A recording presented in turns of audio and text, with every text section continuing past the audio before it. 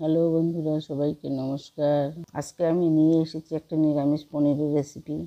আশা করি আপনাদের ভালো লাগবে। প্রথমে পনিরটাকে হালকা ভেজে গুনগুনা গরম জলে ঢেলে রাখলাম। কাজু, কিশমিশ, আদা, কাঁচা লঙ্কা, তিল আর পোস্ত বেটে রাখলাম।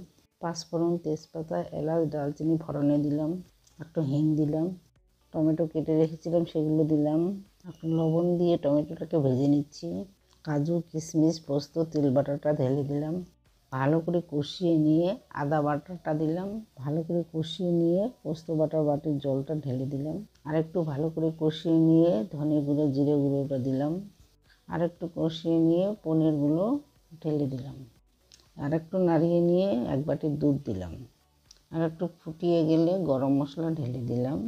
তৈরি হয়ে গেলো আমাদের দুধ পনিরের তরকারি। বন্ধুরা, রেসিপিটা ভালো লাগলে লাইক, কমেন্ট, শেয়ার, সাবস্ক্রাইব করে দিবেন। Thank you. আবার পরের ভিডিওতে দেখা হবে।